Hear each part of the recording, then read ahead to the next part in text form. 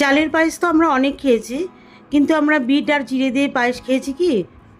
আজকে আমি বিট আর চিড়ে দিয়ে পায়েস তৈরি করে দেখাবো। যারা বিট খেতে পছন্দ করেন না তারা এইভাবে পায়েস তৈরি করে খেতে পারেন, অসাধারণ লাগবে। নমস্কার বন্ধুরা, টুসিস কিচেনে সবাইকে স্বাগত জানিয়ে আজকে নতুন রেসিপি শুরু করছি।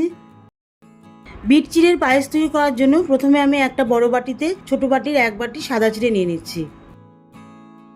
এখন আমি চিড়েটা জল দিয়ে ভালো করে ধুয়ে নেব। আর এই রেসিপিটার জন্য আমি পাতলা চিড়ে নিয়েছি, মোটা চিড়ে নিইনি।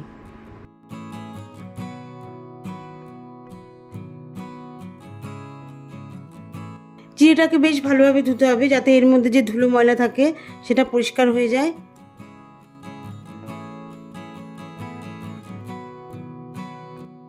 চিড়েটা জল দিয়ে ভালো করে ধুয়ে নেওয়ার পরে এর মধ্যে দুধ দিয়ে দিচ্ছি। দুধের পরিমাণটা খুব বেশি দিচ্ছি না, চিড়ের পরিমাণ অনুযায়ী দুধটা প্রায় হাফ বাটির মতন দিয়ে দিচ্ছি। দুধের মধ্যে চিড়েটাকে ভালো করে ভিজিয়ে 15 মিনিট রেখে দেবো। এর ফলে চিড়েটা পুরোপুরি নরম হয়ে ফুলে যাবে। চলে এলাম 15 মিনিট পর। দেখুন চিড়েটা দুধটাকে পুরোপুরি টেনে নিয়েছে আর ফুলে গেছে। এখন আমি চিড়ের মধ্যে ছোট বাটির এক বাটি বিট কোড়া দিয়ে দেবো। বিটটাকে একটা গ্রেটার মেশিনের সাহায্যে খুব সরু সরু করে কুড়িয়ে নিয়েছি। এরপর এর মধ্যে 2 চামচ গ্রেট করা খোয়া ক্ষীর দিয়ে দিচ্ছি। চামচ বেশ ভর্তি করেই দিচ্ছি।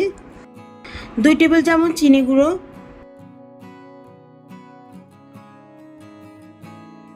প্রায় 1 চা চামচের মতন এলাচের গুঁড়ো। সবার শেষে 2 চামচ ভর্তি করে ময়দা দিয়ে ভালো করে মেখে নেব। খুব ভালোভাবে মিশ্রণটাকে মাখতে হবে যাতে চিনির গুঁড়ো, ময়দা, বিট ভালোভাবে মিশে যায়।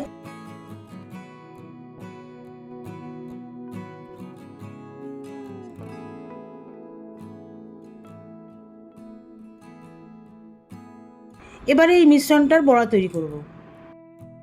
বড়া তৈরির জন্য ওভেনে একটা ননস্টিক কড়াই বসিয়ে দিচ্ছি।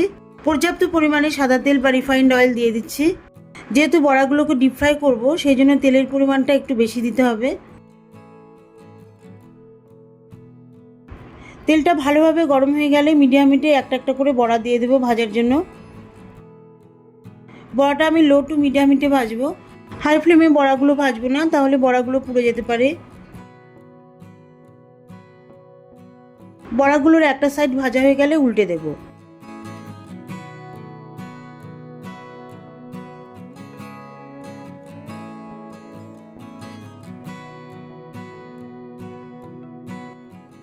ঠিক অপর পাশটাও ভালোভাবে ভাজা হয়ে গেলে সব বড়াগুলোকে একটা একটা করে তুলে নেব।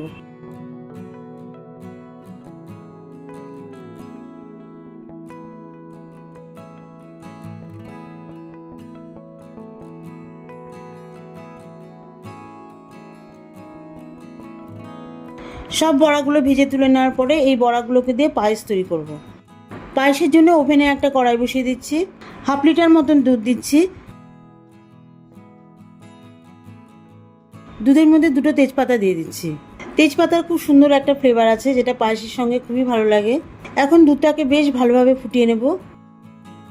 দুধটা খুব ভালোভাবে ফুটে এলে এর মধ্যে চিনি গুঁড়ো মিশিয়ে দেব। যে যেমন মিষ্টি খেতে পছন্দ করেন সেই পরিমাণ অনুযায়ী চিনি গুঁড়ো দেবেন।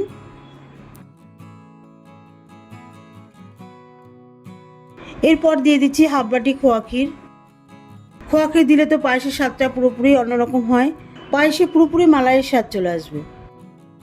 ক্ষীরের পরিমাণটা যত বেশি হবে স্বাদও তত বেশি হবে। খোয়া ক্ষীর দুধের মধ্যে খুব ভালোভাবে মিশিয়ে দেওয়ার পরে সুন্দর ফ্লেভারের জন্য 1 চা চামচ মতন এলাচের গুঁড়ো দিয়ে দেব।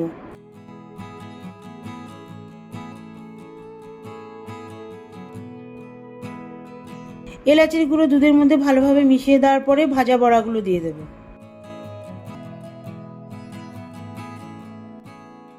বড়াগুলি দেওয়ার পরে 5 মিনিট মতন দুধের মধ্যে ফোটাবো। এতে করে বড়াগুলি নরম তুলতুলে ফ্লাফি হবে, খেতেও খুব সুন্দর লাগবে।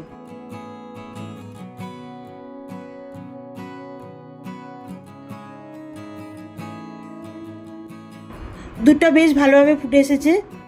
এই যে কড়াইয়ের সাইডে সরগুলো লেগে আছে এইগুলোকে ভালো করে দুধের মধ্যে মিশিয়ে দিতে হবে। এই সরটা দুধের মধ্যে মিশিয়ে দিলে দুধটা ঘন হবে আর দুধের মধ্যে একটা ক্ষীরের স্বাদ চলে আসবে।